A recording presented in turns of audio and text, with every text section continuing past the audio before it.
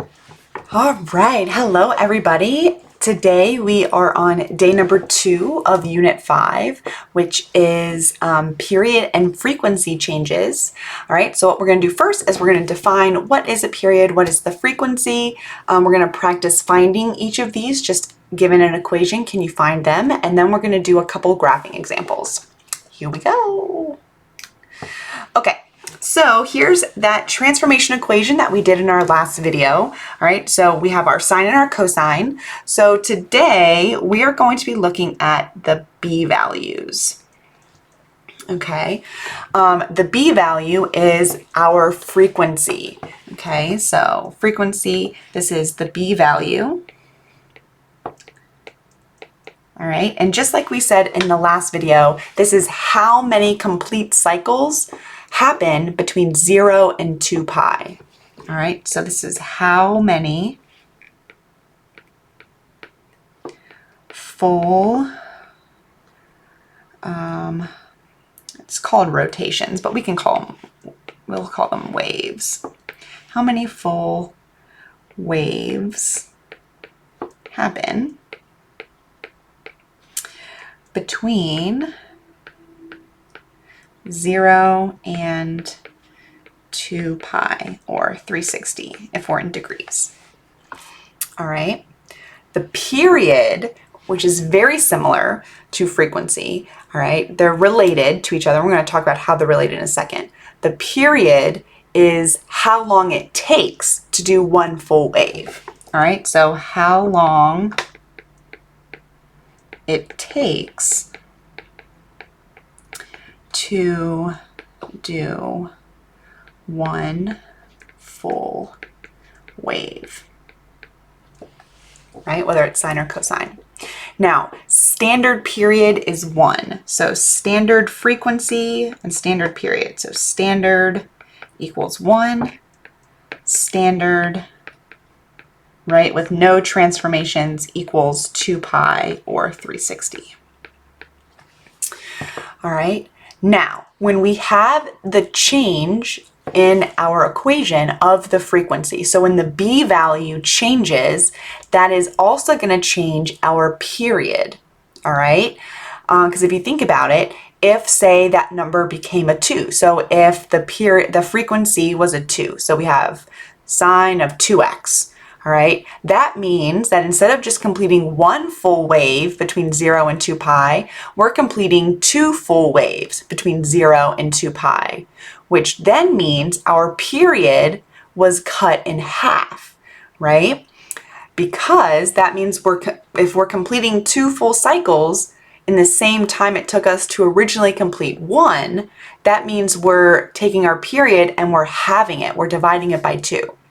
So hopefully you can kind of see this relationship. Here's your equation. So the period is equal to 2 pi or 360, whichever one you're dealing with, divided by the b value, all right, which is your frequency.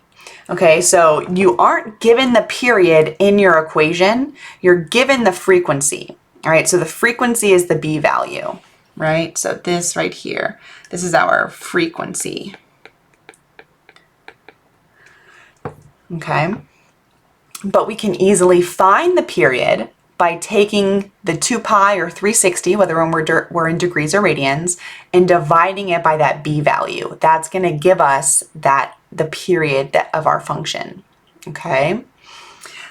So, doing a little bit of practice. So now we're going to just practice finding the new periods and the frequency. All right, given these equations. All right, so this just says determine the frequency and period of the given sinusoidal functions. Do the first one in radians and the second one in degrees. So sinusoidal, sinus, like your sinuses, and then oidal, which is like weird, right? This is the name for any function that has the wave pattern. All right, so I know it starts with the word sine, so people want to say that this is talking about just a sine graph, but sinusoidal, these are any functions that have that wave, where they repeat in that wave forever and always in both directions to infinity. All right, so sinusoidal functions are just wave functions, which are basically going to be your trig functions. So it's just a fancy name given to the trig functions. All right, so do the first one in radians and the second one in degrees. Excellent. Okay, so when we're looking at our equation, remember, it's the b value that we're looking for. So we're looking at the number next to x. This right here, this is our b value. All right, so that's our frequency. So our frequency for this first one is 4. All right, and it told us to do the first one in radians. All right, so that's important. Since we have a b value of 4, to find our period, it's 2 pi, since we're in radians, divided by the b value, which is 4. So now we simplify. 2 pi over 4 simplifies to pi over 2. This means that we're completing one full cycle between 0 and 2 and pi over 2. So every pi over 2, we're completing another full wave. Right, which makes sense. So if you think about it, frequency, so between 0 and 2 pi, we're completing 4 total cycles. Well, that makes sense. We're basically completing one full cycle every quadrant of your unit circle. All right, so I know that's kind of funky way of thinking about it, but just make sure you kind of understand how the two go together. All right, for the second one, we're doing this one in degrees. All right, so that's a funky one to do in degrees. I think I switched these up. This one wouldn't make sense to do in degrees. All right, so pi over 4 is a radian value. I bet I flipped those. I bet I meant to do the first one in degrees and the second one in radians. I'm definitely not doing the second one in degrees. I'm definitely going to do the first one in, oh, hold on.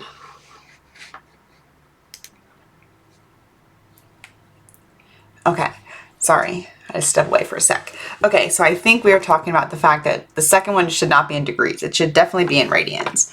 All right, so definitely should be in radians. I bet the first one should have probably been in degrees, but that's okay. We did it in radians. It's fine. The only difference is it's 360 instead of 2 pi if we were in degrees, but it makes absolutely no sense to do this second one in degrees because there's a pi in it. So I think that was just a typo. All right, so let's go ahead and just do this in radians. All right, so again, we take our b value. So this is the number that is next to the x, which in this case is pi over 4. All right, that's our frequency. So that's the b value. All right, and then our period is 2 pi divided by pi over 4. All right, so now I have to simplify this. So it's 2 pi, all right, we keep the top, we flip the bottom, so 4 over pi, and then we change the sign to multiplication. All right, this is going to cause the pi's to cancel, and then what we're left with is 2 times 4, which is 8. So 8 is our period. Okay. So that's how we find our frequency and our period in the equation. So now we're going to see what that does when we actually try and graph something that has a changed period and frequency from like the standard. Okay, so I have one with cosine and I have one with sine. So we're going to do one of each. And let's see. All right, so again, it says do the first one, degree for the first one, radians for the second one. Okay, that's fine because it's just a number, so it's not going to be anything. There's no like pi in there, so we're fine. Okay, that works. Okay, so degrees for the first one, radians for the second one. All right, so first we need to go through and we need to find our pieces. So our a value is going to be that number out front. Our b value, remember that's the number that's with the x, so that's going to be 4. And then our d value is the number that we have on the end. All right, so now we're just going to fill in the blanks. So a is 2. Now, technically, amplitude is always a positive number. The negative means that we're going to flip our graph upside down. All right, so we're going to look at that when we get there. You might have seen that on your homework from last class, but we'll also talk about it when we do this problem. All right, so amplitude is technically always positive because it's a distance, but if you put -2, I wouldn't count it wrong. It's just technically, it's positive. All right, the b value is 4. That's our frequency. And then the d value is 5. All right, so we're doing the first one. So the first one is in degrees. All right, so for our period, we do 360 divided by the B value, which is 4, and 360 divided by 4 is 90. So our period is 90. That means we're going to complete one full wave between 0 and 90 degrees. All right, and then our midline is just y equals the D value, which is 5. Okay, so now we go down to our graph. Right, we don't really need the instructions anymore. Okay.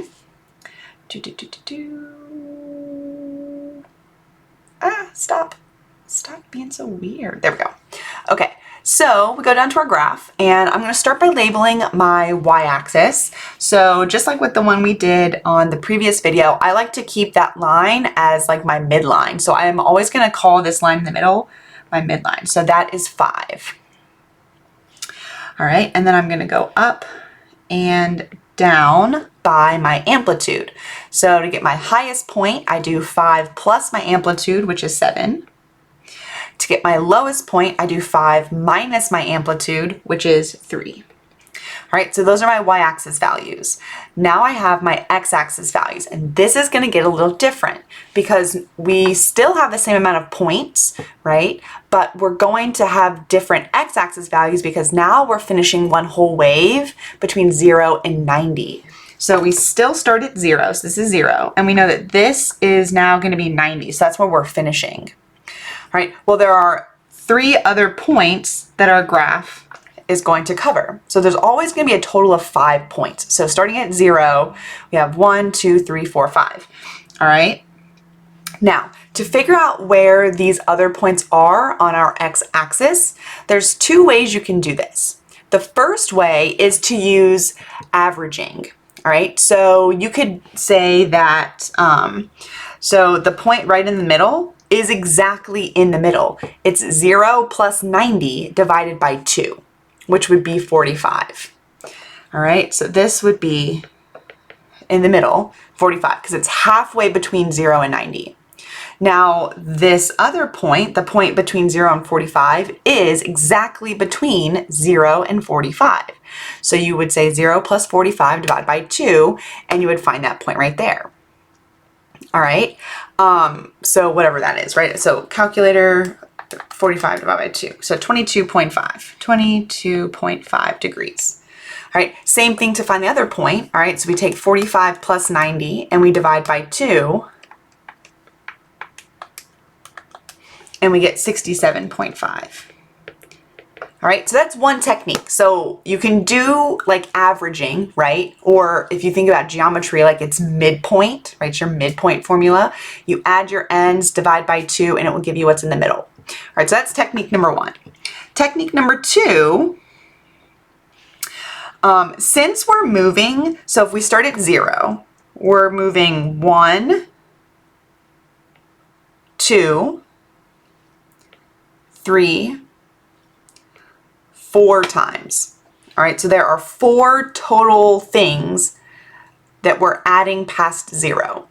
So we know we're starting at 0. What we can do is if we take the total distance we're moving, which is 90 degrees, and we divide it by 4, that's going to give us the number that we add each time until we get to 90.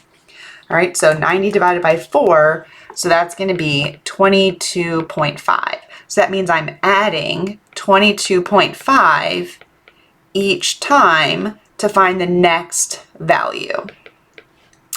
This is my method that I like because you only have to do the dividing one time and then everything else is just adding. If you do the midpoint method where you're finding the point in the middle each time, you have to like do that midpoint thing like several times, right? You have to do it to get the one in the middle and then to get the first middle and then to get the second middle kind of section. So you have to do it, what, 3 times instead of dividing once and then just keeping adding that same number. So I like the adding method, but it's all personal preference because both of the methods work. All right, either way, this is still 22.5 degrees. This is, what do we say, 45 degrees. and this one is 67.5 degrees. All right, and then if you add it again, you would get to 90, which is ultimately what we want. Okay, so that's how we find our new x-axis point. So when you change your frequency and you change your period, then those x-axis values are also going to change. And yes, you do have to label those x-axis points. Okay, so now all we need to do is sketch our graph. So this is a cosine graph. All right, so normally I would start up at my highest point, but remember we have this negative out front, right? We have a -2. So instead of starting up at our highest point, we kind of flip it upside down, right? So it's a negative, that reflection over the x-axis, because we have that number out front that's negative. So instead of starting up at 7, we're actually going to start at 3 and then go to 0 and then go to 7 and then 0 and then negative and then 90. Or 3. So it looks like a cosine graph, but it's flipped upside down. So just like other transformations we've done before, when you have the negative out front, it reflects it over that x-axis. In our case, it's going to reflect it over the midline. All right, so that's what that negative out front is going to do for us. All right, so there's our graph for our function. All right, let's move on to the second one. So this one is a sine function, and it says in the instructions that we're doing the second one in radians.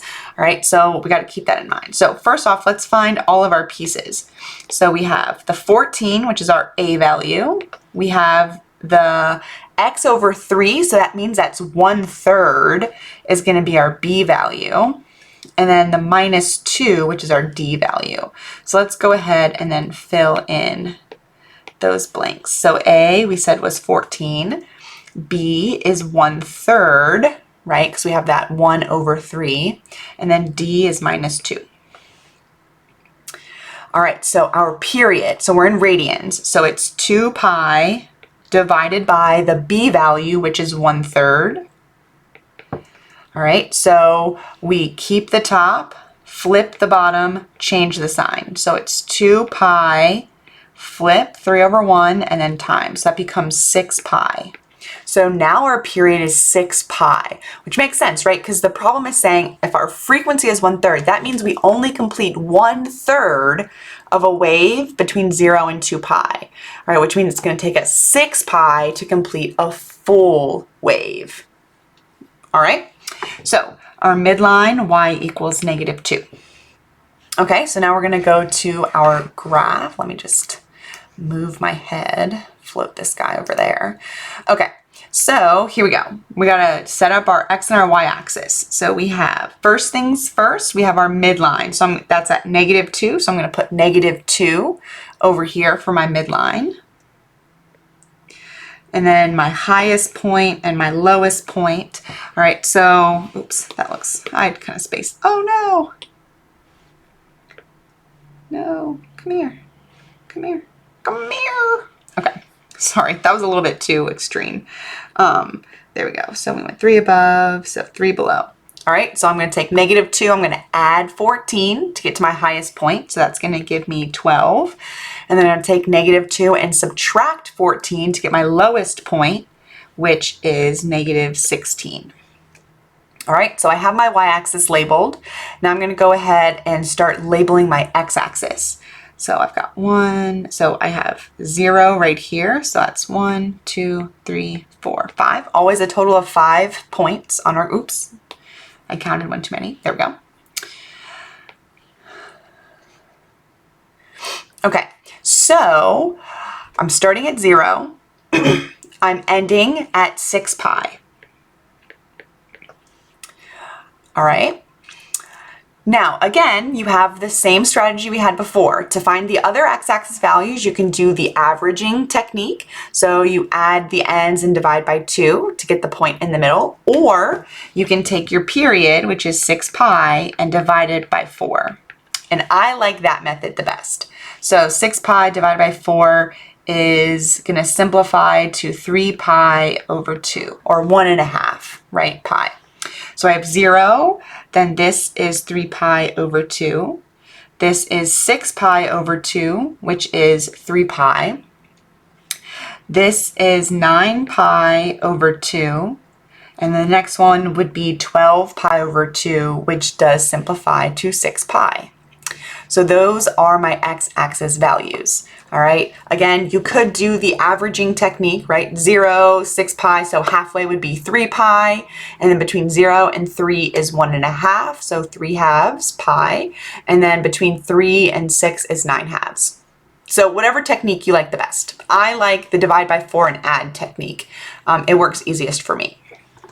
Okay, so now we're going to go ahead and plot our points. So this is a sine graph and it's positive 14. So it's going to be a normal sine curve, which means we start at 0, go up, back down, then we go to our negative point and then go back to 0. And then we connect the dots and there's our sine curve. All right, well, that is the notes for today. I hope that was helpful.